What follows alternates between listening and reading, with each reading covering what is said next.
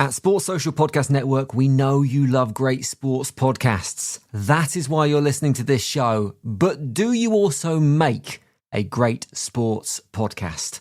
Sports Social Podcast Network has teamed up with the Charles Tyrwhitt Sports Book Awards to launch a brand new awards category, Sports Podcast of the Year. From sharp analysis to documentary storytelling to the biggest voices in sport, we're looking to honour the shows that shape conversation, connect with audiences and showcase creativity, storytelling and production. You have until March 31st to enter, and full details can be found at sportsbookawards.com.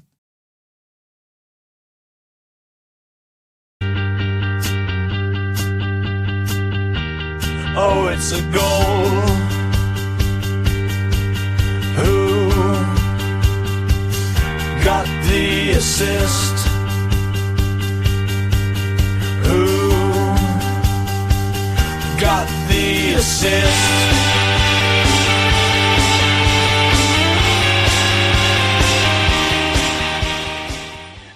Greetings, sisters. I'm Tom. Feels like it's been a minute, hasn't it? Yet again, the weird schedule with the FA Cup weekend has torn everything asunder. It doesn't seem close to be abating. I think we've got like a normal pod next week. I mean, it's like kind of 3 weeks off because there's more FA Cup stuff in between. But anyway, to talk through that, figure out the FPL ramifications of the FA Cup results and more, I'm joined by the Mavropanos hoof into the net to my Dango Felpenenka and Sam. How are you? Good. How are you, mate? A good week off. I saw Saints caused a ruckus too. Yeah, it's good times to be a Saints fan all of a sudden. It's funny how these things go. We're all of a sudden one of the hot teams in English football, beat Fulham, and I think relatively good value for it on the break. And now we're into the FA Cup quarterfinals against your team. So, yeah, it's an interesting ride. It's 50 years since we last lifted the FA Cup, and I've got my anniversary kit behind me. So, yeah, fingers crossed. I'm hoping for a miracle, but that's what's cheering me up about football at the moment. FPL is very much here to bring me back down to earth. And on today's pod, as always, we are Who Got the Assist. Today's agenda includes game week updates from game week 29, which does feel like a little while ago. So we'll have to remind ourselves how we got on there. Of course, we've had FA Cup results over the weekend and into Monday evening. So we'll run through what the results mean for the FPL chip season coming in game week 33, 34 in particular, and a little sprinkling of game week 31 there as well. We've also got European fixtures going on in the background, both tonight, tomorrow, and on Thursday. So we're going to have a quick look at what that might mean for rotation in game week 30. Especially with blank game week 31 coming into view, there might be a few assets that we might be willing to get rid of a week early, potentially even the likes of Erling Haaland. Could we be looking at bringing in Liverpool players this week ahead of Spurs at home? Of course, they're struggling in the background as we record now. But then again, Liverpool struggled themselves earlier this evening, and we're both quite glad that that happened before we podded, because I think we were going to be a little bit more bullish on Mo Salah if we hadn't seen how that one transpired. Of course, we'll be back with form versus fixtures, 1 week punts, and captaincy makes a return once again. Of course, we're going to have a bit of discussion as to whether Haaland is indeed the best captain, but if we were to look past him, who would those prime options be, before finishing off with our teams and our transfer plans going into game week 30. So it's Tuesday, the 10th of March. Lots of action coming up this week. And of course, there is Champions League football going on in the background. Spurs are currently 4-1 down, which, I mean, that first 20 minutes looked absolutely manic. So I don't know how that's going to pan out, but doesn't look like Tudor's going to be around for much longer. How did we get on in game week 29 first, though, Tom? Oh, it's not very good. Both, the acuity, the FPL skill of Spurs goalkeepers by the looks of it. I mean, for me, 60 all out. A week defined by João Pedro or no Pedro, really, as far as I remember it. I was away last week, so very much sort of stealing glances at my phone when I could in the evenings. But yeah, another week of treading water. Rolled the transfer in the end. I got Hill off the bench. I benched him and played Chalobah and kind of bar the kind of early goal for Villa, I think that that probably was just about the right decision. Even though Chow second on my bench got DEFCON, but hey ho, I mean whatever. I thought they'd all get around the same. And so Hill off the bench when Anderson was benched out of nowhere. A nice touch to bring me 8 points. Captain Semenyo, I was 1 Woodwork and 1 Sangari arm away from Mega Hole. Feel like he doesn't get bonus if he does score, but still that's kind of quite handy because obviously there was a big kind of hoo-ha about do you go with Haaland, what do you do with the captaincy? So yeah, it was all right that Semenyo came out like that, at least with a return. But yeah, I mean, it was a week which summed up my recent experience really. Not much going on again. That goal from Semenyo, an assist for Bruno, which is just wallpaper, clean sheet and a sort of DEFCON from Raya, Gabriel and Hill that came off the bench. So 60 takes me up to the 100, takes me down, sorry, to the 140k mark. I just feel like I'm bumping up and down, holding position. I don't have that many differentials at the moment. And all in all, it feels a bit like Bjork's quiet for me at the minute. Right? There's not much going on with my team, no differentials. And yeah, I'm beginning to kind of feel a bit like, oh, this interminable wait to wildcard does feel like it's dragging a bit. So I am looking at kind of using both my transfers this week potentially. You outscored me, but it wasn't much better for you, was it? No, I mean, I was basically a grey arrow. I think I went down by like 5, maybe 10k at most, if I remember correctly. So I think actually on the screenshot, if I really look forward, it's like 8.2k I went down. So nothing too crazy.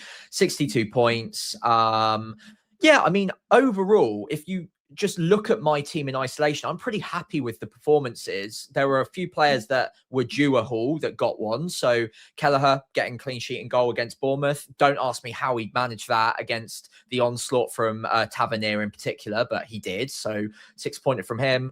In my back line, I had 2 double-digit hauls from my Arsenal boys. So Gabriel with 11, but Timber finally outscoring him with not only the attacking return, but clean sheet, DEFCON, and a bit of bonus as well. So 13 from him was very warmly received by me. Virgil van Dijk with 1 point, though, was not so well received. Into my midfield, I did actually start with a back 4 and 4 in the midfield.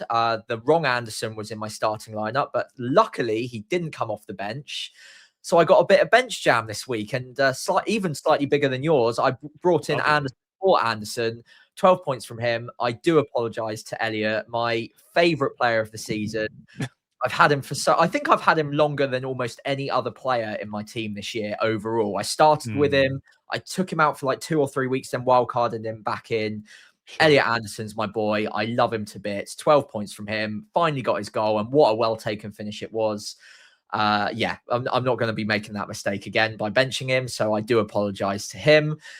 Fernandez with 8 points. Rodgers and Mbermo both really disappointing. And then Haaland honestly was the biggest disappointment of the lot. I predicted him to start. I thought he'd get 90. He got both of those things, but no attack and return. Missed what doesn't go down as even a chance because he didn't quite get his foot to it, but pretty much an open goal. Flashed across the goal by Semenyo. If he got his foot to that, that would have been a 0.9 XG chance. And we would have both been very happy with him finishing that, I assume. And also arguably could have had a penalty. I'm not convinced I would have given it, but because I captained him, I'm going to say it was a Stonewall pen. So yeah, I mean, every week it just feels like I'm one decision or one attack and return away from having a really good week. And this week it was Haaland blanking at the slightly lower ownership that did it for me.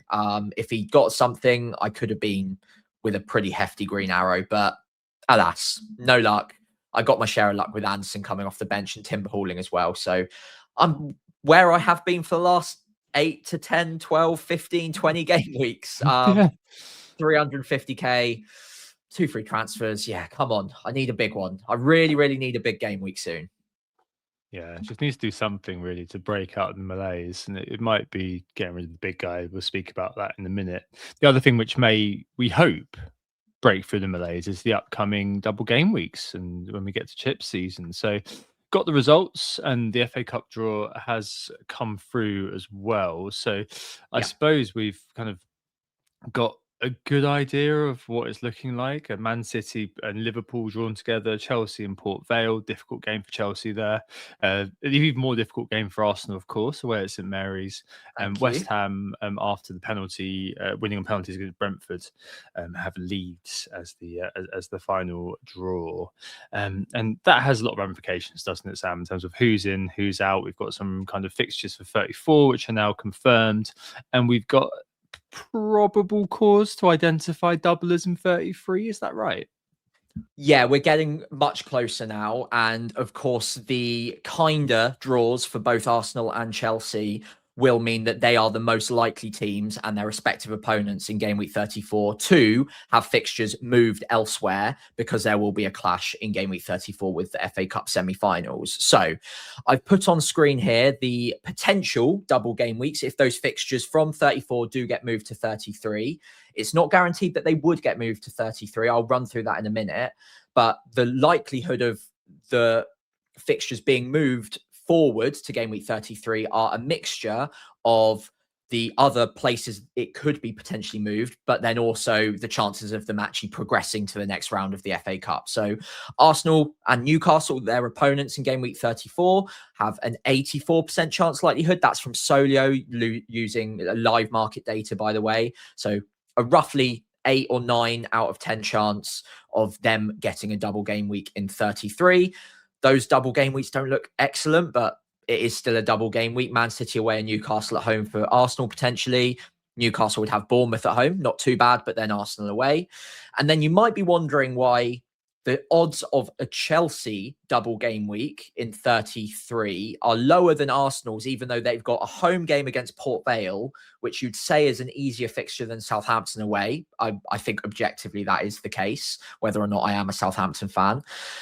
Now, the reason that percentage chance is actually lower is quite an interesting one. That's because Chelsea also have Europe to contest with at the moment, but in terms of the market odds, they have at least a chance of getting knocked out against PSG. And because of that, they've also got the potential for their Brighton fixture in game week 34 to just move to the midweek. It might not need to get brought forward into game week 33. Now, of course, that's the same with both Arsenal and Newcastle, but given they're both in European competition and it's quite likely at least one of them makes it through, it's going to be quite tough to rearrange any of that fixture into game week 34 just later on in the week. So that's why Chelsea's likelihood's a little bit lower. But even if they did go out against PSG, it's still relatively likely that saying they get through it against Port Vale, that the fixture gets put forward to game week 33. As we move down, obviously the chances get lower. Man City have the same issue as Chelsea would have in terms of European fixtures. But the interesting one with Man City is they've got a tough fixture in the FA Cup against Liverpool. Could go either way. Man City marginal favourites, you'd say, but definitely could easily go either way. But the interesting thing about that Man City versus Liverpool game is the fact that those two teams play each other in the quarterfinals makes it almost certain that we have another double game week now. The reason for that is that Man City and Crystal Palace still needs to be rearranged. And because Man City have progressed, that can't get rearranged into game week 31. And all three of those teams, Liverpool, Man City, and Crystal Palace, are all in Europe. So it's going to be very hard to rearrange whichever fixture goes into game week, comes out of game week 34 into anywhere other than game week 33, because Man City versus Palace also needs rearranging as well. That will probably mean that one of those fixtures will have to go back to game week 36, causing another double game week. So triple captainers, you're probably quite fancying your chances there. Right. Finally, just to wrap up the whole section here, there is a lower raft of teams here: Bournemouth, Leeds, West Ham, Everton. So West Ham versus Leeds in the quarterfinal of the Cup.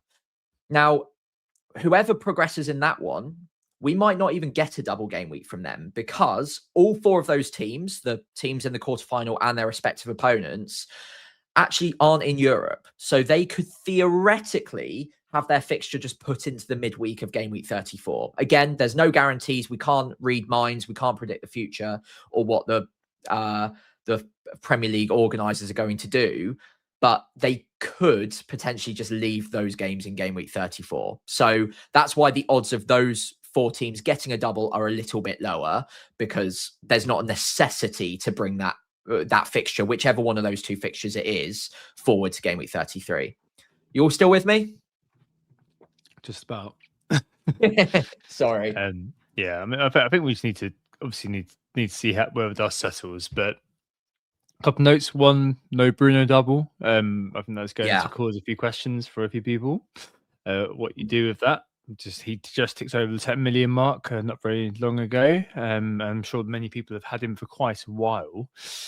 Still got all the positives that United espouse going in his favour, and plus him being I guess the kind of other premium other than Haaland who's been doing stuff. Definitely worth mentioning. And I don't know, mate. I've looked at the kind of the projections that from here and the ones that James has put together from Planet on FPL.team. I just feel like I look at the set of doubles and there's no sort of standout amazing ones, like back in the day, I think you used to kind of get a really strong team like an Arsenal playing Norwich and I don't know, Middlesbrough or something I'm sure they weren't in the Premier League in the same season, but you know what I mean. Like there was always kind of one or two kind of yeah. I don't want to say that, but you know what I mean. Whereas look at these, it's always kind of like one good, one bad everywhere. And the Arsenal double game week, Man City away, Newcastle at home, if that comes to pass, that's not the best double game week I've ever seen because there's Man City involved. Man City having the Burnley game in the second game of that week. I mean, that's good. But equally, it doesn't kind of scream to me because there's the Arsenal fixture there. It just kind of feels like your gains are kind of muted, aren't they? Because you're going to end up with kind of maybe 5-6 players you're kind of going to be obliged to, if you're underthinking a chip strategy like I am, you'll be obliged to probably end up with extra players, like 6 players in those fixtures. And, piling onto a team who's playing in a big game like that, I don't know, it historically doesn't scream like something that I would be doing. I checked earlier on as well. I've got 9 doublers already if I don't do anything. And I think a lot of people are going to be in the same situation, but they are going to be in not the best doubles ever seen. And a good point that you made earlier about the wrinkle with regards to Chelsea. I mean, they've got on paper probably one of the best doubles, which is not great. It's Man United at home, Brighton away, both teams who are susceptible to a bit of a meltdown. So I mean, I think that's kind of presaged a few people looking at it and thinking, well, are there any alternative strategies you could do? So, whack in the triple captain if you still got that out in 33, going for 11 doublers that week, and then maybe in 36 where you've got the smaller double projected at the moment, going for the bench boost then. I don't know. It kind of, obviously it's good to have a clear idea of what's going on, but kind of you're looking at the picture and the picture isn't a particularly pretty one, effectively, is kind of my outtake from all of this. Like it almost feels like, just kind of when I've started to look ahead, and I think loads of people have noted this, and I know that's why James went a bit earlier with his bench boost, that I feel like I'm going to be wildcarding out of quite a decent team in 32 to a team which is set up for a subpar set of fixtures. And the saving grace is perhaps that the teams that you are going to be targeting, like Arsenal, who have a really good run in, some parts of that are good because if you still got your free hit, you can cover that in 34. But if you look at it, it's just not. There's something about it. It doesn't warm my cockles, as they say.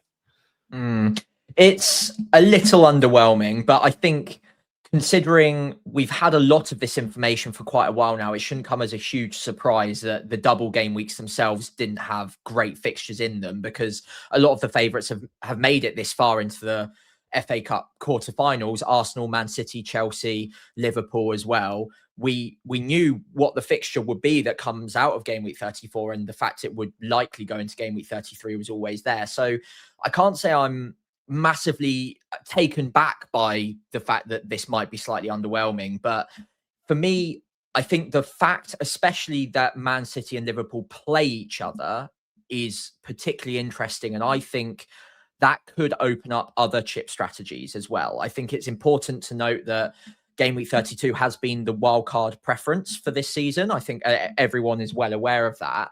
But given the FA Cup draw and the fixtures that come prior to game week 33 for a few of these teams, there could be another strategy forming that it's hard to commit to at this point in time. But depending how the Champions League lay of the land works out over the next week or so, and what the results are in the quarterfinals, game week 33 might end up being quite a handy free hit week. Thinking it through, if you've got Arsenal and Man City with blanks in both game week 31 and game week 34, if you're free hitting in game week 33, you only really need to worry about them and being exposed to them in game week 32, and obviously game week 30 this week as well, before then potentially wildcarding in game week 35 to set up for a bench boost if you've got it in game week 36. Now, is it the most amazing looking bench boost on paper that I've ever seen? No, but there are some decent teams with cheap players with decent fixtures in game week 36, and there should be almost guaranteed now, in fact, at least 2 teams doubling. So I'm not by any means saying let's rip up our strategies. In fact, I still think en masse it's just about game week 32 wildcard is the stronger pick for my team at the moment. But there's certainly another couple of routes that have opened up because of the draw, because of what could happen in Europe as well, that it might make it interesting to have a look at another strategy in the last few game weeks. And especially if you do think that Man City are going to rotate against West Ham, well, you could get rid of your Man City players a week early.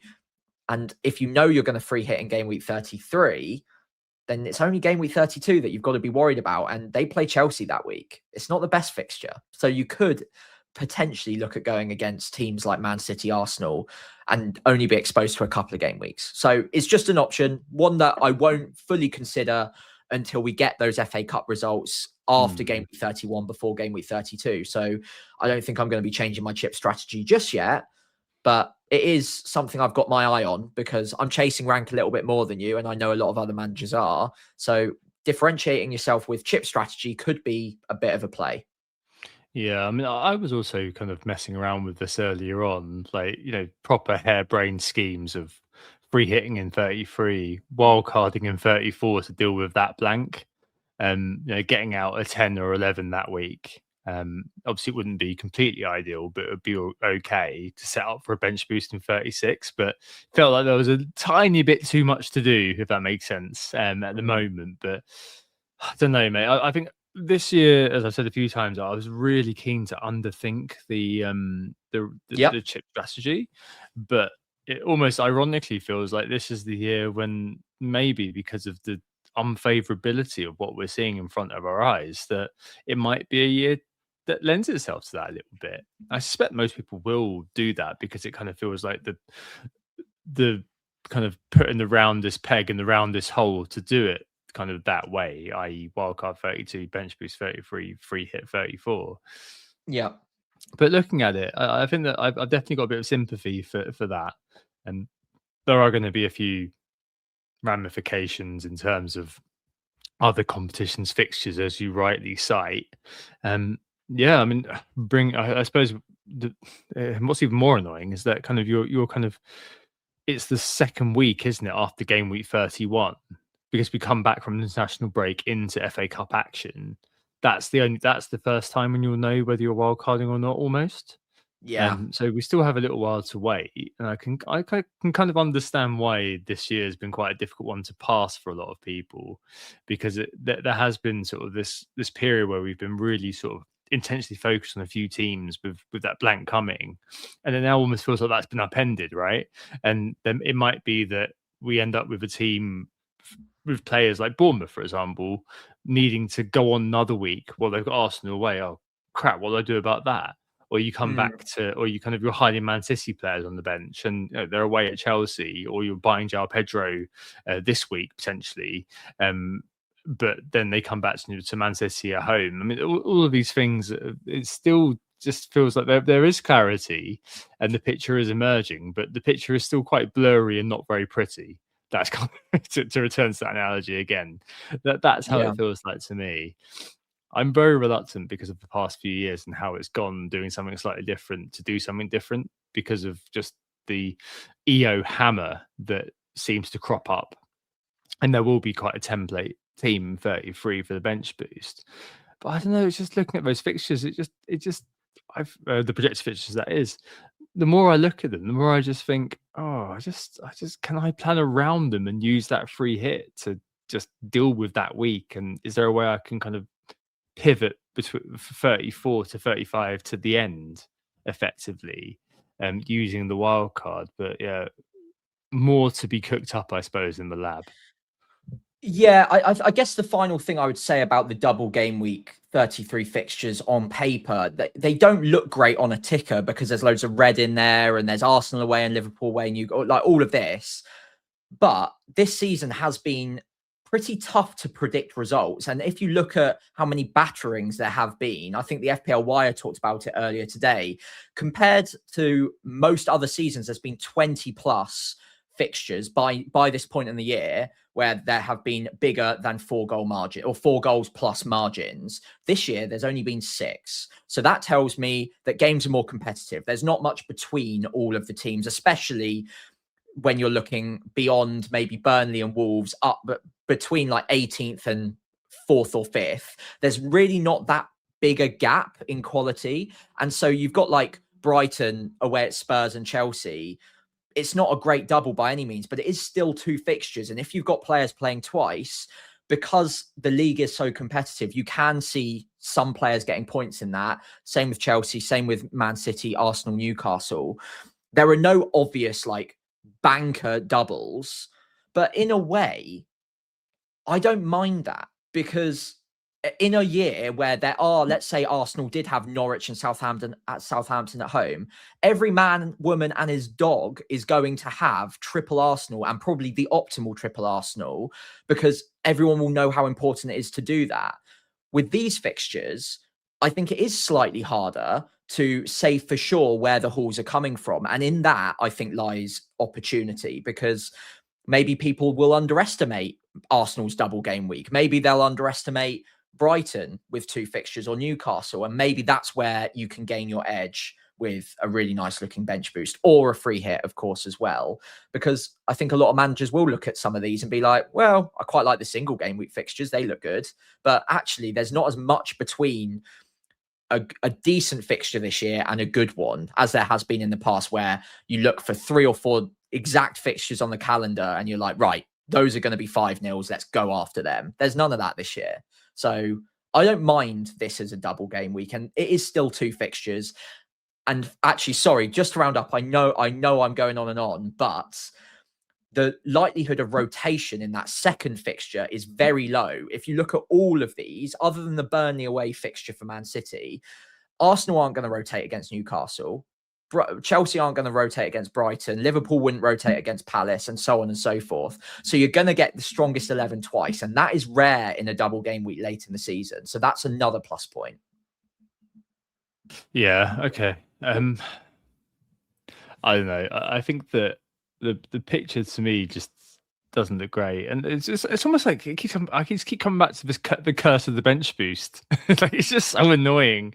And I guess the way I interpret the stat that you mentioned earlier on by the Wire is that I'm kind of almost less interested in committing to those players long term for a wild card, and I feel like I'm more interested in, as you rightly put it, like hunting a variance spike in a free hit setting in that week. Like if there's much more sort of unpredictability, then, and I'm going to be removing players potentially like Bruno to finance stuff or whatever, then maybe that week does lend itself more to a free hit and kind of getting 11 doublers out for that week and then forgetting about it. I don't know. I'm not entirely sure yet. We'll need to see. I'm opening up a spreadsheet now and going for it. But I think that even though there are more known knowns than before, to quote the Rumsfeldian idea, I still kind of feel like it kind of created more questions for me than answers. It won't be something that anyone's going to act on really until the very end, but there you go. If you don't have wildcard left, Sam, or don't have depending on your chip situation, I suppose at the moment it's just placing the emphasis on rolling, isn't it? I think that's going to be really important. So even if you're a body down for 31, at this point, because of the uncertainty and because of kind of how things are still kind of, there's lots of different ways things can play out. I think that the value of rolling is going to be incredibly high if you use your wild card. And I think that even at the expense of losing somebody in 31, playing with 10, whatever, giving up on the hot thing for this week, I think you just roll. Like if you've got someone playable, even if it is, playing Chow away at Chelsea or something like that, you just roll and get on with it. You keep someone like Rodgers, because removing him versus kind of, spending a transfer, all of these things kind of just mean try to just rack up those free transfers as far as you possibly can effectively. I completely agree. I think the more transfers, if you've not got a wild card, the more transfers you've got going into game week 32, the better, because as long as you've still got your free hit left, you'll have good information on who will double, who will blank after, by the time we get to the game week 32 deadline. And then with as many transfers as possible, you can shape your team to attack either one route or another. And those two routes would be either, okay, my team looks already really good for game week 33 and all the doubles, so I'll free hit in 34 and use the transfers to optimize for 33. Or I'm going to say that my team looks really good for the blank game week in 34, but I'm not very well set up for 33. So I'm going to free hit in 33 and have those transfers ready to attack game week 34 and the rest of the season from there. So I think as many transfers as you can have come game week 32, if you've not got a wild card, the better. Right. To be come back to at some point in the future. Let's move on to more immediate things, and your rotation, or just kind of the general spacing for all teams over the next couple of weeks. Because you mentioned to me this morning when we were thinking about what we're going to talk about today, that there are some real sort of red flags being raised by the fact that there is quite a congested period of time for the Champions League teams. Obviously Villa, Forest are in the Europa League too. Less relevant because probably only Rodgers of the Villa lot, sort of Cashes and some Martinez or something dotted around, and Palace also have busy schedules. I have included Newcastle and Spurs as well in the discussion. Obviously far less FPL relevant, some Chows potentially. The opposition in Spurs' case is probably the most important thing for them. But there's definitely, in terms of gaps between games, game week 30 does look like it's going to be another one which is wrought with bench shocks or not in the squad shocks, and annoyingly a bit of a reliance on leakers once more. Love that. So I think, the three teams that I really want to focus on here are Arsenal, Man City and Chelsea, who all have the brutal Wednesday to Tuesday fixture set for the Champions League. So unfortunately, all of them are away first up, I believe. They're all away first up. Then they all play on the Saturday, two of which are at home. Man City are away, which won't be helpful for them. And then, of course, play on the Tuesday again afterwards, all of them at home for that Tuesday game. But I think Man City in particular are the ones that I'd be worried about, because that Real Madrid away game is going to be tough to begin with. Then they go to London on the Saturday evening. So at best, they're going to have 1 day to train if they're really quick with it. And there's going to have to be a rest after the Real Madrid game. Who knows who gets injured or rotated? Who knows what's going to happen in that game, basically. Then West Ham away is not an easy one, but it might be one that they're eyeballing. Could we start with, I don't know, Marmoush up front instead? Maybe. And then, of course, Tuesday at home to Real Madrid. I think I would find it quite unlikely to believe that they'll be out of sight against Real Madrid away at the Bernabeu in the first leg. So they're probably going to be in a fight going into that home game against Real Madrid, and they're going to have to field their strongest possible 11. So I would be a little bit concerned more on Man City because it's 2 away games, 1 home with the really quick turnaround. But also Arsenal and Chelsea need monitoring as well, both going away in the first Champions League game, then a Saturday game even earlier than Man City's at 5:30 to Everton and Newcastle respectively, and then of course play in the Champions League after that. So I mean, Arsenal against Leverkusen, maybe not too terrible, but Chelsea away at PSG, certainly a tough game. They'll have to play their strongest 11 in both of those, you'd think. Suppose the good thing for Chelsea is they go back to London and they stay in London, and they're only going to Paris in the first place. So, they could just get the Eurostar after the game. They'll be fine. But, yeah. I know what you mean. I think it's just the exertion and the gaps really. So 100%. they're both 3 days between the fixture either way, aren't they? So 3 days after the Champions League game to gameweek 30, and then 3 days again to the Champions League. Liverpool, by contrast, have 5 days after their game tonight to Spurs on Sunday, and then 3 days after that to Galatasaray. And obviously the result tonight is a bit of a concern, as you said earlier on. I think we'd have been a lot more gung-ho about recommending looking at a certain Mo Salah this evening, and funnily enough, I mean, I said this on Blue Sky earlier on, I didn't think I'd ever say this, but I'm far more interested now in buying Tavernier than Salah. Something I never thought I'd say in my FPL career, but life comes at you fast. But yeah, I think kind of Arsenal I'm not as concerned about. Bayer Leverkusen have been in indifferent form recently, it's fair to say. They drew to Freiburg on the weekend, who's kind of lower down the German divisions. They won at Hamburg the week before, but they've been in really indifferent form for quite a while, Leverkusen. So I think that we should come through that game okay. And obviously the emphasis is on us in the league, and Everton at home I think will be a fixture that we're not going to underestimate. And we do have kind of the EFL final coming up, but I mean I think that's probably one that I worry less about. And obviously having the home game after is a big boon, as you underline. That Chelsea game does concern me a little bit. The PSG, we'll see what happens tomorrow. And you rightly referenced the Man City game against West Ham. I think that all in all, to relate it back to FPL, does sort of place a severe question mark over Erling Haaland if you still own him.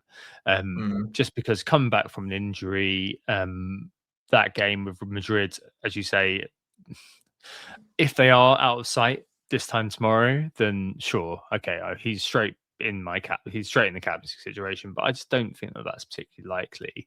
I think it kind of leaves people in a bit of a bind, really, because so João Pedro, similar issue, obviously. Newcastle at home, that game at 5:30 on Saturday, big game against PSG 3 days after. But he's starting to reach João Pedro nightmare levels of effective ownership, especially after the haul this last midweek. And Haaland has lost that sort of fear factor a little bit for a lot of people, and maybe that's a foolish thing for me to say. And next week we'll kind of be sitting here saying, "Well, he just scored a massive amount of points against West Ham. What were we doing selling?" But it's kind of one of those where it used to be unthinkable to be considering selling Haaland, but at the moment it just doesn't look like he's quite producing to the standard of a 14 million plus player. I think that João Pedro would have been the obvious incomer, but he's got the same issue in terms of expected minutes or expected starts even against Newcastle at home, despite the fact that Chelsea do similar to Man City. If we're reading the TDs about motivation, they've both got similar motivation. So there's nothing really to kind of give you any sort of lead there, I suppose. And I don't know, like if you own João Pedro, I guess you could use it as a route to Ekitike, like selling Haaland if you're in a 3-5-2 and you've got Thiago and Haaland up top. Maybe you might think Ekitike this weekend's a good captain, which I personally do. So he's my bus captain at the moment. But I don't know, Sam. I am thinking of kind of, at least for the next couple of weeks, popping Haaland over to João Pedro. Like if the deadline was in 60 seconds and I was being forced to confirm something now, I would be kind of selling Haaland for João Pedro right now. But obviously I'd know a lot more by the time deadline comes around, so it won't be something that I'll be doing tonight.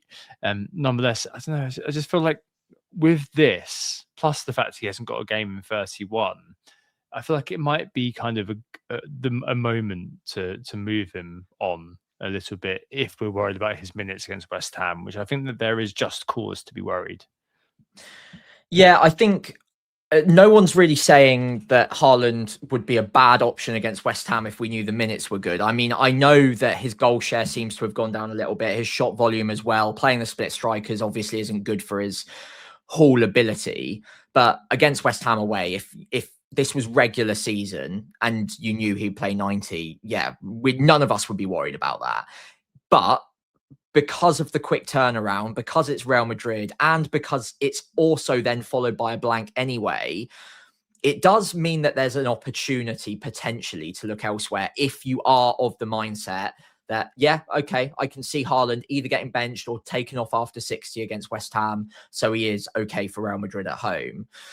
There's always going to be a risk because in 60 minutes, even 30 minutes, Haaland can haul. But I think all of the signs do point to not that he can't haul, but just that it is ever so slightly less likely than it would have been previously when they were playing with that singular striker system earlier on in the year. Can he still haul? Yes. But it's what the money can do elsewhere. And if you aren't going to captain Haaland this week, I would probably make that decision first and then use that to decide whether or not you're going to sell him. Because if I'm not potentially planning to captain him this week, I'll probably sell him because I think all of the other best captains are players. Well, number one, I don't own, but two, are quite expensive options, mainly in the midfield, that I can use the sale of Haaland to fund. And both of those options, I mean, we'll talk about Salah in a minute because there's a whole different discussion happening with him now. But there are other options, even Ekitike up front as well, that you could look at captaining with good fixtures. And even in game week 31 as well, it solves a problem. Getting rid of Haaland doesn't just solve a problem this week. It also solves a problem next week as well. So I am really strongly considering getting it done. And Sure. I mean, maybe this is the right time to start talking about Mo Salah because I was so desperately hoping to see something more from him tonight. Because it would have it would have fueled that ambition to, okay, João Pedro, easy buy for a striker. I could look at Ekitike as well. I think I'd probably go João Pedro because then I could also get Salah. I couldn't get Ekitike and Salah. I don't have the money. So, I mean, you mentioned you're a little bit worried about João Pedro's minutes in game week 30. I'm less worried about his than I am Haaland's, to be honest. Yeah. But I suppose let's see how that goes tomorrow. Are you still? I know we talked about it off air before the Mo Salah stuff happened earlier. Are you still tempted to sell Erling Haaland regardless? Yeah, I think I am for the reasons that you've literally just laid out, which are that if I'm not captaining him, which I'm fairly sure I won't be, purely because even if he does start, I don't think he's going to play that long. We need to see what happens with Real Madrid. I don't want to date the pod too strongly, but my feeling is that if I get, I agree with you that I think my minutes prognosis of João Pedro is probably better given the form he's in and his importance to Chelsea right now versus the lap. But if I get 2 games of João Pedro versus 0.7 games of Haaland for free, and he's also João Pedro a captaincy candidate in 31, plus I plug a major EO rank threat, then I think that kind of becomes a bit of a no-brainer. Potentially, if I think that Haaland isn't one game my captain, 2 going to start and or get the 90. I think that if Marmoush isn't starting tomorrow, then I think that kind of probably, again, reading the tea leaves, Pep stuff, blah blah blah. I think that probably gives me my answer. I think that the Salah thing obviously comes into its own when you think about the money that's then being freed up. And as I said to you earlier on, it's more of it kind of is, we shouldn't ask ourselves whether we could, it's whether we should. Yeah. Because then you've got the money and you're like, well, okay, Spurs are absolute dog foul. Should I be therefore going for double Liverpool attack there? And even though, he got subbed off at 60, he was anonymous. I mean, Spurs are not doing very well, it's fair to say, no matter what goalkeeper they've got in. So there's going to be a temptation to do it, but also kind of Tavernier versus Burnley, we'll speak about in a minute. So I think for right now, for just a couple of weeks, I mean, normally obviously I wouldn't be saying this, but for a couple of weeks with diminishing returns in terms of the the money you'll get back for Haaland if your team value is a factor, because he is kind of dropping like a stone, isn't he? It just kind of feels like a bit of a logical thing for me to do. I suppose it's difficult for you because if you're in your 3-5-2 with Thiago and then one of Ekitike or Pedro to choose between, that I think becomes a bit more of an interesting conundrum because it's a Yeah. 1 50-50, which I hate, and 2, you'd captain one, but you probably wouldn't captain the other. I think a lot of that will come back to in the captaincy chat. But yes, it's a very tough decision if you're in a 3-5-2, and it's kind of one I've blundered into being a bit more of an easier decision for me. Yeah, I mean, going into tonight and before the Liverpool game, I was kind of toying between 2 Liverpool-Chelsea combinations. Option A was João Pedro with Salah as the double swap, and option B was Palmer with Ekitike. Now, I instinctively preferred the Salah João Pedro route because Salah is a really high upside differential captain. He's on penalties, usually gets 90 minutes. Plus João Pedro, who is in the form of his career at the moment. And you look at all of the shot volume data, all of the underlying XG, everything is just off the scale for him since Rosenia came in. So I preferred that combination. But with the question marks about Mo Salah, I mean, he wasn't brought off at 60 today to rest him for Spurs at home, put it that way. It was very much, we're not playing well. You haven't done anything. We need to mix this up. And it does really worry me, not just going into game week 30, but also potentially game week 31. I need this player to play good minutes to be a captaincy candidate for the next 2 game weeks. And if Mo Salah isn't that, then I don't think I can go with him. Now, Wirtz is back and he's put up good numbers and looked a lot better since Christmas. But can I guarantee he'll play 90 minutes against Spurs and Brighton? No, because he got brought off at 70 odd minutes today as well. So he's clearly still building up a bit of fitness and he's much less talismanic than Salah ever would be. And then the final option in midfield is probably Palmer. And I mean, with all of his injury concerns, is he going to play PSG, then Newcastle, then PSG, all in the space of 6 days? I think if there's one game that he does get reduced minutes in, it probably would be the Newcastle game. But I mean, could he play all 3? Maybe. I don't know. It seems unlikely, but it's possible. So yeah, I mean, I think I'm in a really difficult position at the moment. I don't really know what I would do with either my striker or my midfield spot, because I do instinctively want some Liverpool coverage, but they're going to want to have their full strongest 11 ready, fit, firing for Galatasaray at home. Could you even see Ekitike, Wirtz all brought off a little bit early against Spurs once the game's wrapped up? Yeah, possibly. So I'm struggling now. I think the results tonight have thrown me a bit because it makes me want to target Spurs more, but I don't know who with, because all of the Liverpool options seem quite scary to go for after tonight. I feel like because Ekitike has just got less competition, I guess, and as you say, if they're taken off when the game's done, given the underlying data, which is pretty good for Ekitike, I think that kind of maybe, I don't know, I feel like he's probably the most likely lad. I think he's, according to Understat, he's 4th overall for non-pen XG this year, and I think that kind of in of itself just makes me think, oh, he would be the one you get, but at the expense of João Pedro, I suppose, in your situation. But you can get to João Pedro next week if you sold Haaland, so it's not too terrible. In fact, could you move on? No, you get Haaland out for one, and then kind of do your goo for the other.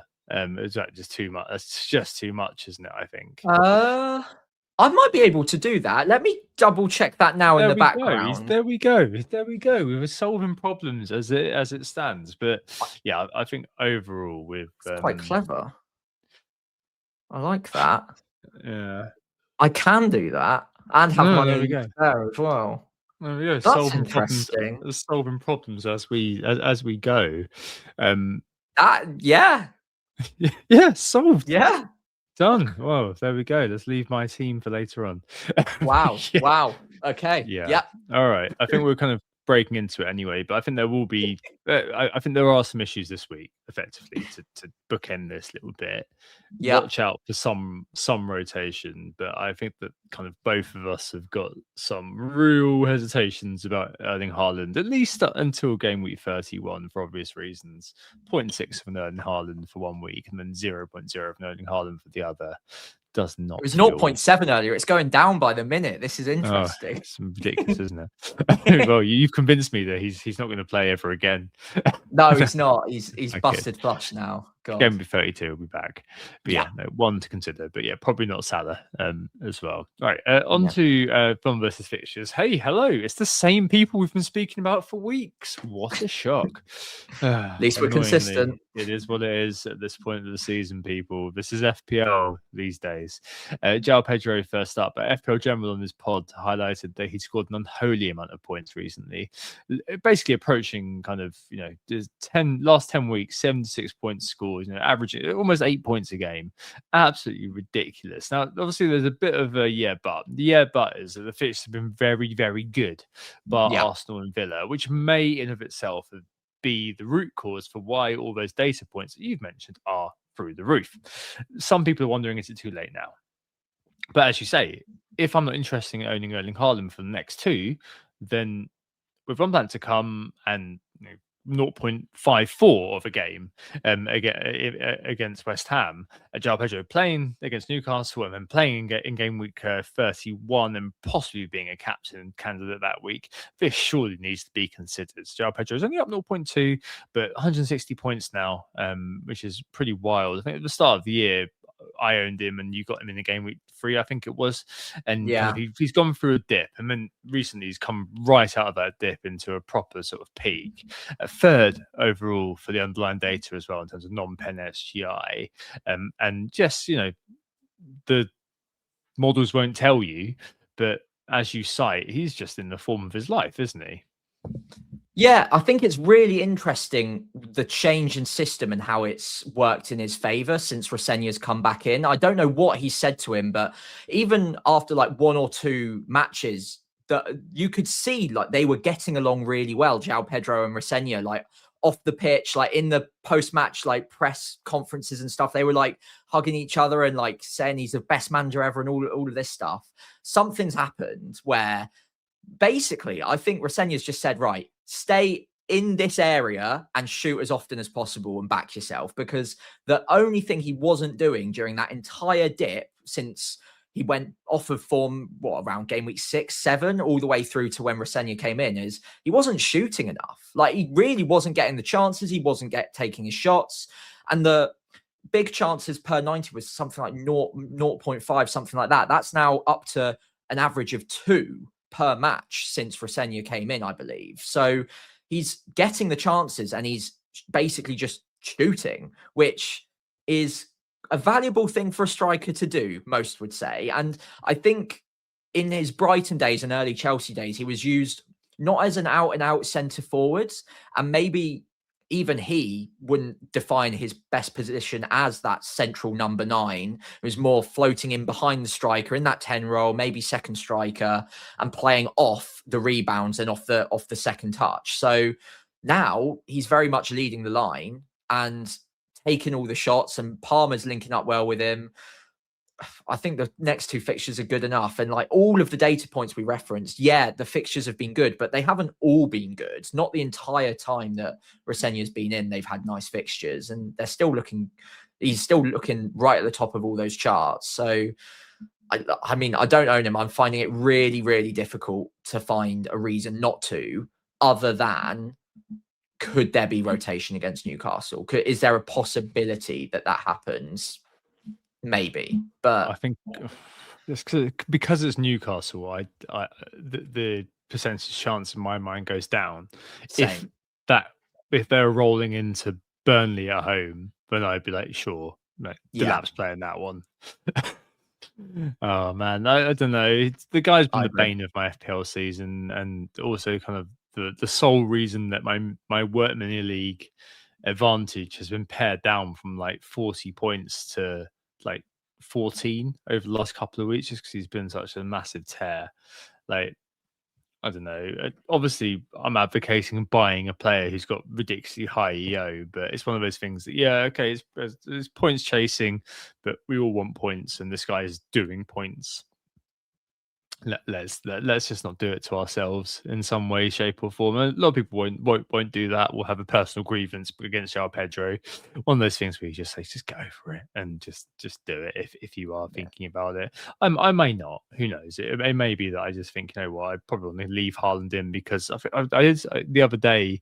I looked at it and a bit like Romelu Lukaku, the stat that was always ruled out is that he loves playing West Ham. Haaland's scored the most goals since West Ham in the Premier League.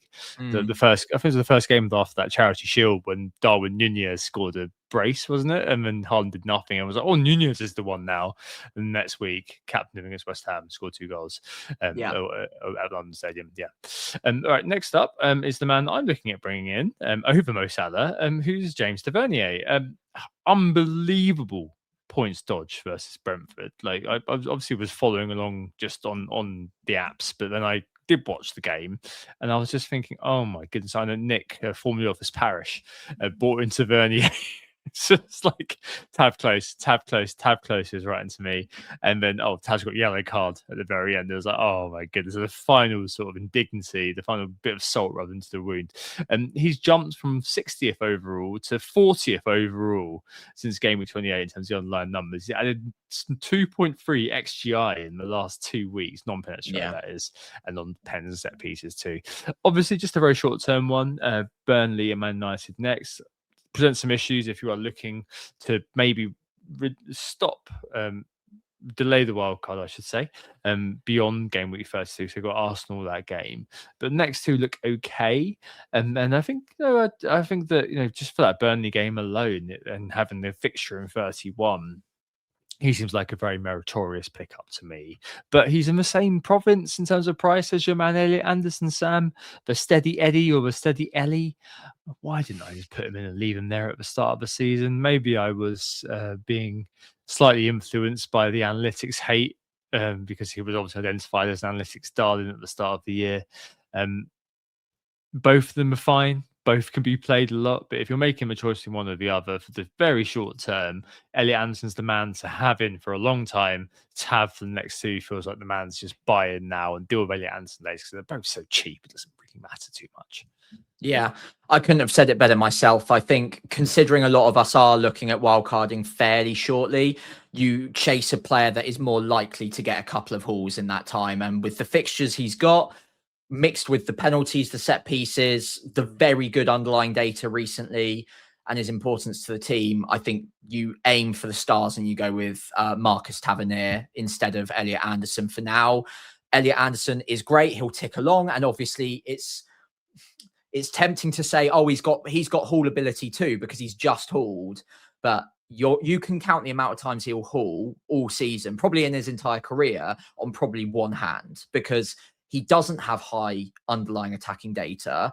It's okay enough that he'll get a few across the season, but his potential for hauls are low, but his floor is quite high. It's 4 or 5 points a week, no matter what. With Tavernier, across the season, he'll probably go something like 2, 1, 2, 15, 2, 2, 8, 15, 2, 2. So if you can spike a couple of those hauls in a row, then you could come out miles ahead of an Elliot Anderson over the next two. But obviously, if Tav blanks twice in a row, then Elliot Anderson is going to be in a position to beat him over a short term. But I'd back him. I would back the Bournemouth player, even if it was Ryan now. With those two fixtures, I would give it a go for the next two and spike a haul, because they are very low owned. They do have the potential of hauling. Whereas Anderson, any player can get a 12-pointer, but he is one of the least likely players out there to do so. Tav is amongst the highest in the likelihoods because he's got all of those different routes to points and the fantastic fixtures. So I'd be going with Tav. Yeah, fair enough. I don't know. I just feel like the next few, I think just that Burnley fixture is what swings it for me. But for the next two, if you're narrowly looking within that area, and also need to bring kind of Sade into consideration here, I still think he's worth a look just because of the ridiculous underlying data, which has gone completely unnoticed, unless you do use FPL review. He's, according to Understat, which has got questionable provenance, he's 10th overall for non-pen SGI. There is Wolves next on game week 30, but Wolves obviously that's a big note that they have been playing like a mid-table team. Bank Gameweek 31, they've got Leeds away, both on fixture very good on paper very good fixtures, but both fixtures which actually do, you look at them and think, oh, actually, yeah, but if you're looking to hold them for a bit longer, there's Everton and Fulham at home in 32 and 33. Don't know. Bit of a smooth operator, Sam. What are your views? I think he is one that I would still be considering. It's just that for the very, very short term, I can't help but look at Bournemouth and just think, screw it. I think just go with Tav. Who cares? I've got loads of money in the bank. There's obviously a way to use that money, which we'll talk about in a minute. But at the moment, I still think that that's kind of the man for me. Yeah, I mean, I like Sharda, but I think over a short period of time, you look at the different ways that these two players can score points. Sharda is very much, is he going to score or assist in open play mainly? Whereas Tav he could get lucky with a penalty. He could get a cross in from a set piece someone gets ahead on it. Obviously, he's got open play as well, and he's not a million miles off in terms of the XGI per 90 of Sharda. He's played less minutes, so he's far behind in terms of the overall charts, but per 90, he's not far off at all. And that Burnley fixture screams goals more than Wolves and Leeds do for Sharda at the moment. Now, again, not to say Sharda's a bad pick, but yeah, out of the two, I've kind of landed on Tav if I was to buy a midfielder out of those two this week. Yeah, absolutely. I mean, and finally, Mo Salah. I mean, is it the sweetest taboo to be looking at Sharda over Salah? I mean, I want to keep looking, but I just kind of feel like there's no way I can be prioritizing Salah at the moment. Pretty ranted against Wolves, it's fair to say, until his goal. From what I saw in midweek, and funnily enough, as I said earlier on, if I'm choosing between Tavernier and Salah, if I make a move this week in midfield, which kind of feels like it's a foregone conclusion, I think Rodgers goes whatever. We'll speak about that in a minute. But I think that happens. It seems a ridiculous statement, but I think that I'm still kind of gravitating towards moving Tavernier in. The data is, fine. Not great, but fine. So 15 overall for non-pen XGI this year. Form a bit better in the cup, but it's very up and down with Salah. Rants versus Wolves until he scored, as I said.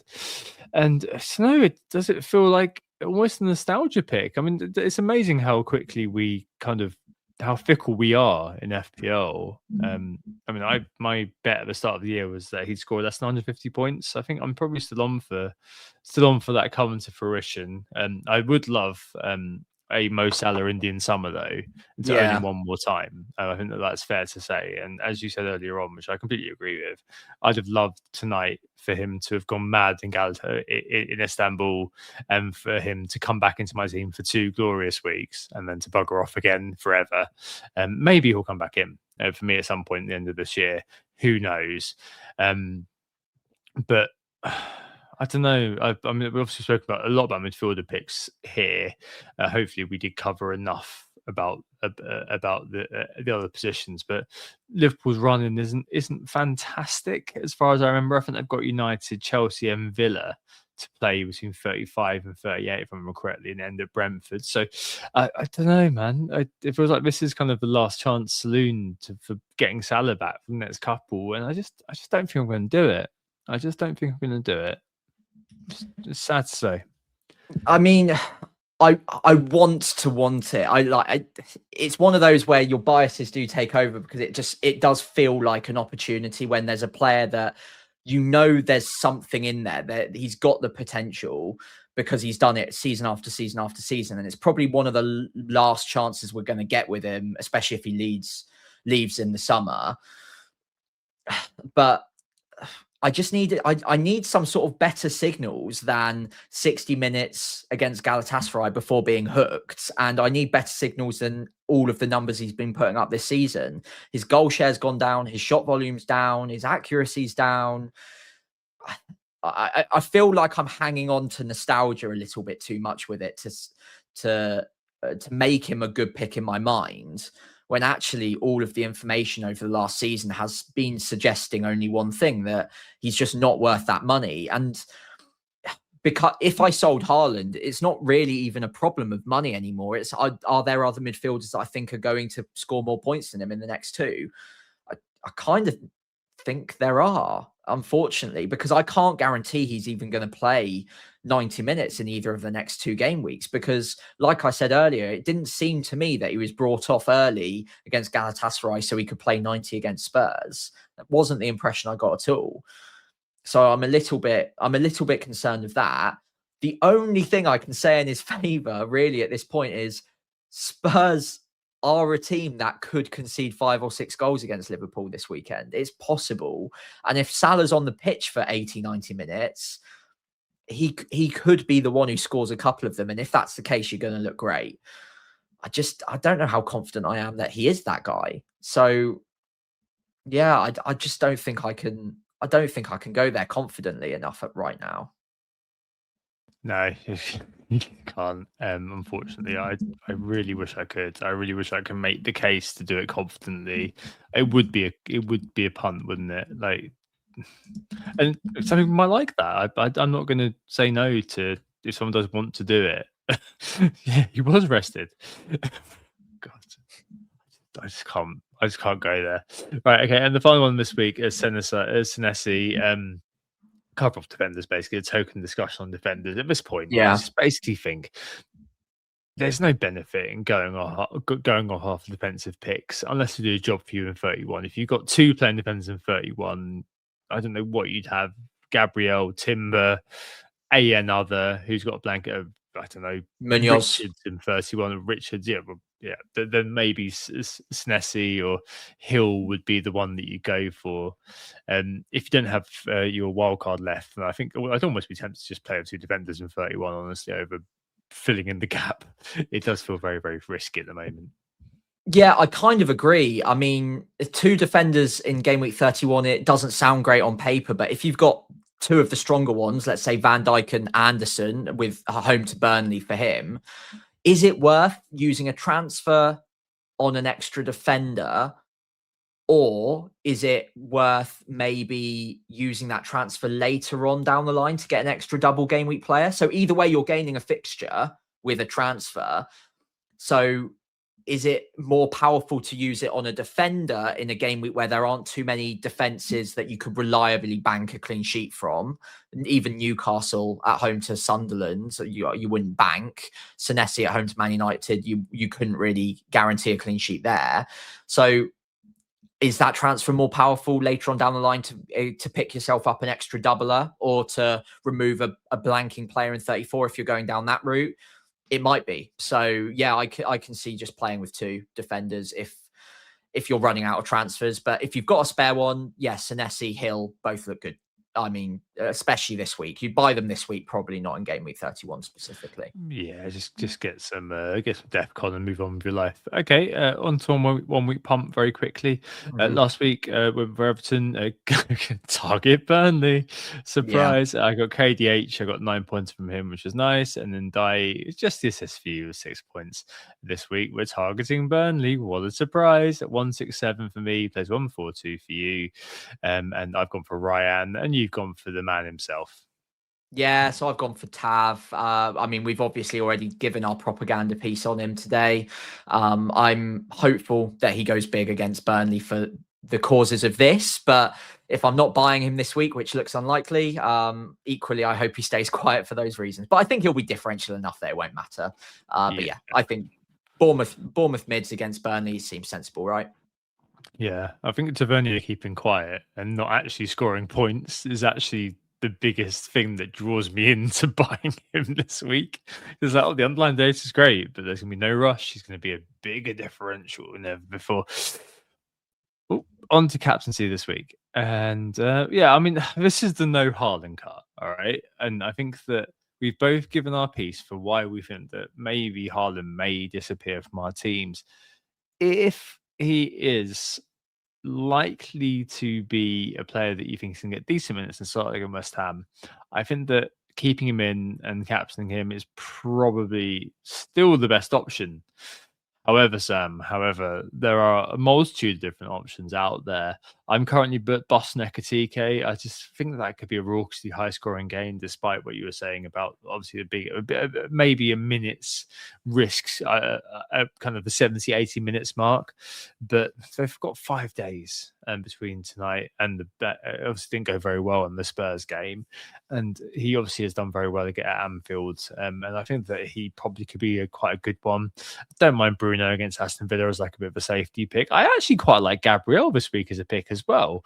Could be one of those sort of 4D chess sort of moves where you kind of go with it and maximize a bit of a wallpaper pick, but probably very similar with Bruno too against a stuttering Aston Villa. All of these teams they're playing, Spurs, Aston Villa, and Everton, are kind of in the middle reaches in terms of versus XGC, like not great, mid-table, lower mid-table, effectively. So it kind of is, you're hunting variance, aren't you? If you are going against Haaland, which I feel like I feel like that's quite an interesting thing to do this week. So I think the effective ownership will still be around 100%.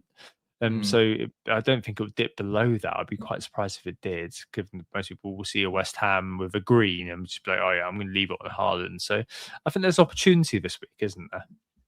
Yeah, there is opportunity. And there's not really much between all of the other options. I think Liverpool picks, Ekitike, Wirtz, Salah to a lesser extent now, all were in contention. This is why I really like the idea of Salah, because he was going to be the lowest owned out of all of them, probably, and arguably the higher upside. But that's probably sailed now. So Ekitike looks really good. The thing that maybe puts me off slightly is the lack of penalties. So he really does need to get open play attacking returns against Spurs. But having seen what we have tonight with Spurs, I think it's fair to assume he'll get the chances to get those open play attacking returns against them. Bruno Fernandes is just, routes to points, always great. Villa have looked shaky. Their defensive display against Chelsea was very poor, and they're going to be playing on Thursday, whereas Man United have had the whole week off. So they'll be fit, firing, ready to go. I think that fixture favours both Bruno and Mbeumo, potentially. I like both of them for this week. And then, like you say, Gabriel, over 50% chance of a clean sheet, according to live market odds for Arsenal at home to Everton. So, a bit, like you say, a bit of a hygiene pick. Will probably be sitting at around 80 to 90% effective ownership. So if you want to maximize that upside with Arsenal defense and Gabriel, if you back him to get DEFCON and maybe a couple of bonus points, then he's also in the mix too. I think instinctively, if I was picking between one of those three and Haaland wasn't in the mix, then I'd probably say Ekitike at time of recording, but I don't think there's a lot in it. And it's never a bad time to captain Bruno if you're unsure. Like, I think if you're going into the week where you feel like all of these options are fairly even, I would just land on Bruno, because he's just got so much of a safety net around the different ways to score points that it's a lot less likely to go wrong than it could do with an Ekitike. We've seen Ekitike blank in fantastic fixtures this season several times over, even with the chances he gets. Whereas with Bruno, he's just puts up such a high volume of all of these different point scoring avenues that it's quite likely that you'll at least get something. So if you don't have that conviction on another pick, then I'd resort back to Bruno. But if you do, then I would be tempted to go with Ekitike at the moment. Yeah, no, he's Bruno's just such a there's a bit of a safety blanket, safety net sort of player, comfort blanket, safety net, comfort net, safety blanket. Yeah. Well, I think it's one of the things you use when you're hiking, isn't it? You've got something like that. Yeah. All right. On to our teams for the week ahead. On that note, and you're in a bit of a 3-5-2. You've got a choice if you decide to sell Haaland. You're also in Rodgers, so interested to hear what you're doing with the 2 free transfers. But fairly decently set up, assuming that we don't have another disaster in terms of your Arsenal picks deciding not to show up and your bench being used again. Yeah, so I mean, this could be a roll. Starting 3-5-2, Kelleher in goal at home to Wolves, double Arsenal defence at home to Everton, Virgil van Dijk at home to Spurs. So I've covered off with those 4 positions the 3 teams who have the highest odds of clean sheets this week by a decent margin as well. So that's fine. No problems there. Into my midfield, double Man United at home to Villa. I quite fancy both Bruno and Mbeumo in that one. Mbeumo's been frustrating to say the least, but I'm willing to give him time there.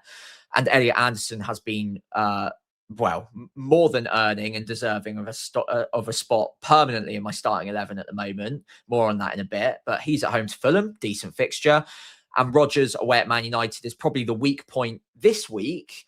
But I've got limited free transfers and he does at least play in game week 31. It's also worth noting in the reverse fixtures against Man United and West Ham earlier this season, he scored 15 points in both. So it's not impossible that he does get something in either of those games. It is worth noting, though, that he's looked poor, Villa have looked poor. And aside from that very marginal offside for the assist, he didn't really show anything in any of the recent weeks. So he's a player I won't be selling, honestly. I'm pretty much committed to holding on to him because I've got bigger fires to put out and I will be getting rid of blanking players before I get rid of a player with a decent fixture in game week 31. But if I did have more free transfer spare, he would be on the chopping block. I don't want to own him. He's just there because I've got other problems. Yeah. Up front, Haaland, currently with the armbands, just assuming he would have got good minutes against West Ham, but that's the big debate, as we know, and Thiago as well against Wolves. Now, going into tonight, before Liverpool played, I was tempted, if I wasn't rolling, to do a double swap of Haaland and Rice, if I thought Haaland's minutes were going to be reduced, to either Salah and João Pedro or Palmer with Ekatike.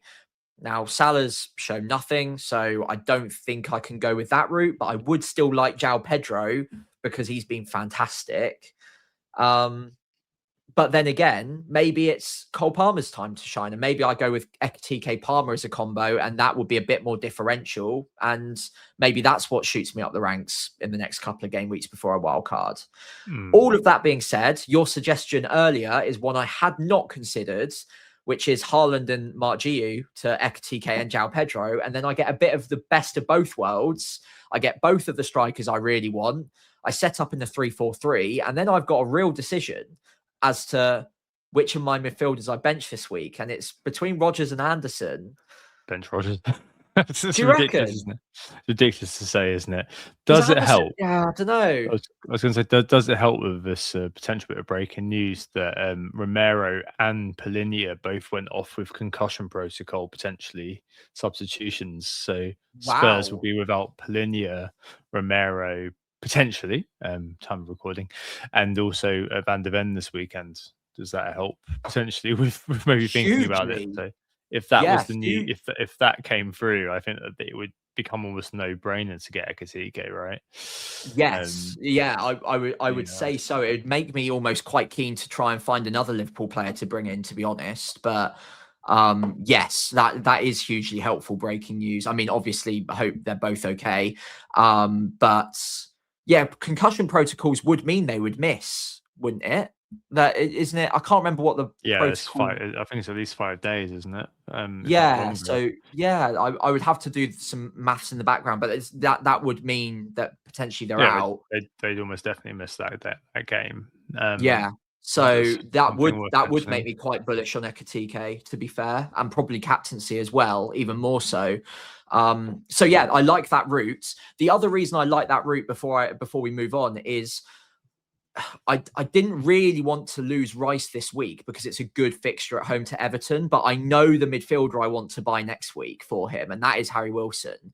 Whereas if I made those moves this week and getting rid of Rice and upgrading him to Salah or Palmer, then I've got a really tough decision as to whether or not I can even get Wilson, because then all of my midfielders play in game week 31. Do I want to use an extra transfer to get to also then bring in Wilson ahead of a player that already plays anyway? Maybe not. So it kind of simplifies my move in game week 31 if I did make that double striker swap too. So I really like it, Tom. Thank you. I'm going to have to map that out and make sure I'm not missing anything, but I really, really like that. No, I like it. I think this week you can probably, given the erosion of his ownership, bench Rodgers and not make a decision between Rodgers and Anderson, of course. But I think that given how Villa have been going, of course, as we were hoping with the Chelsea game, we were hoping that would be the week everyone had sold and he'd do all right. I don't know. I almost tempted to just bank the 4 points for Anderson and forget about it. It sounds like the two of them, Polinia and Romero, head bust each other. What it's worth. But yeah, quite a lot of people online saying they're both going to be out for a little while. We shall Oh, see. really? Hopefully Okay. they're both all right. Yeah, I hope they're okay. All right. So for me this week, 2 free transfers, probably using both as it stands. I think that Ekitike, with that news and just in general, even before that, I was just like, well, Ekitike is probably the best captain this week. I think Bruno's a good sort of like floor pick. I think that's absolutely fine. Oh, he's got the vice captaincy. Gabriel, a very good floor pick as well, could get the vice captaincy for whatever reason. But I think Ekitike is the one if I'm kind of just chasing it. And I'm fully cognizant of the fact that I may be sat here this time this week saying, well, Bruno got 8 points and Ekitike missed loads of great chances and didn't do anything, got subbed off in the 70th minute. That could well happen, but I don't know. I just feel like I feel like he's just instinctively the best one. For me, I'm okay. In goal, got Raya at the back, Hill away against Burnley, absolutely fine. Gabriel at home. It's absolutely fine. Choice in Chalobah and Anderson. I don't know what it is. I just don't trust Fulham to keep clean sheets, even though the DEFCON is there. So I think I might play Chalobah and hope that Newcastle, who are at 1-1 in theirs, have got other things to look at, but similar issues effectively. So maybe I don't know. If they don't start, Chalobah and Anderson are both the same kind of kettle of fish where probably won't come on either. So we need to see, but I probably would kind of slightly favour Chalobah. In midfield, I've got Rodgers at the moment, Bruno, Rice and Semenyo. There's a world probably where Rice and Semenyo, neither of them start, but who cares? I'm going to leave them there. Up front, Thiago, Haaland, Ekitike. And this week, probably going to be Rodgers to Tav. I think I'm basically going to sell Rodgers no matter what. I've got no issues with 31. I can still field 11 after I sell. With Potts, I can field 11, but I probably would end up moving Potts to Wilson, similar to you. And then I don't know, Haaland to Pedro just feels academic almost to me at this point. Maybe I've talked myself into a particular down a particular path, but I don't know. Let's see what happens on Friday. But right now, the feeling is that I would be selling Haaland for Pedro for 2 games of him versus 0.49 games of Erling Haaland. So yeah, going down. So yeah, there's a few. I think that's kind of the way it would go. Leaves me with 1 free transfer. I've used both free transfers. It leaves me with 1 in 31, which would be, as I said, for Potts to Wilson. End up hiding a few players on the bench, but so be it. At this point, I'd be able to field an 11. It'll be an all right 11, but more importantly, I get to the Thiago, Pedro, Ekitike front three, which is probably going to be what everybody's got at that point. And the rest of it kind of is as it is. So yeah, that's kind of likely how it is. I'm still not sure what happens after 31 almost. And I'm a bit worried I'm boxed myself into a corner, Sam, a little bit, because I'm going to be without any free transfers rolled up. But I just feel like right now to maximize points potential with the wild card to refresh everything in my pocket, it feels okay to do that.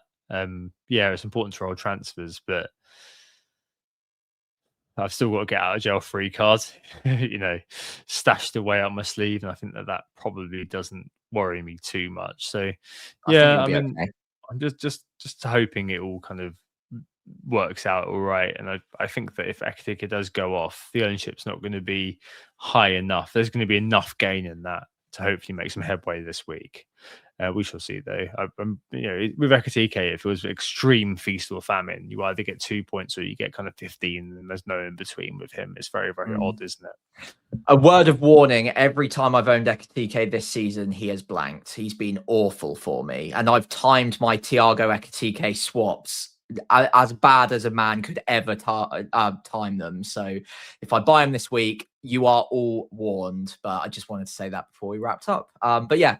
I think your team's looking good. I wouldn't be panicking too much about having transfers saved up for 32 in your case, because you do have that wild card break glass and emergency if you need it. And we'll have that information come game week 32 anyway. So you can go down one of 2 pathways, whichever one your team's more easily set up for at that point. And you won't hopefully need to use too many transfers to get through that. Anyway, I think with that, we are out of things to say for the time being. I'm sure we'll have plenty more by the time we get to the Game Week 30 deadline. So do make sure, as always, you follow us on the social channels I'm about to mention. But thank you all so much for listening. We were Who Got the Assist. On Blue Sky, it's Who Got the Assist, all written out one word. FPL Pricey for me on there. On X, it's WGTA_FPL. And again, FPL Pricey for me on there. And on YouTube, it is Who Got the Assist, all written out one word. And I'm over there at FPL Pricey as well. If you did enjoy the pod, we would really appreciate it if you could give us a follow on those social channels, give the pod a 5-star rating wherever you're listening. And of course, leaving a like, hitting subscribe on YouTube is also greatly appreciated. Thank you all so much. Yeah, thanks for Ronnie. Thanks, Sam. I hope this just you make sense of the fallout from the FA Cup results and maybe consider what you're doing in Game Week 30. Maybe consider, if you haven't done already, selling Erling Haaland. Back as usual next week. So we'll see you next Tuesday. Oh, it's a goal. Who got the assist? Who got the assist?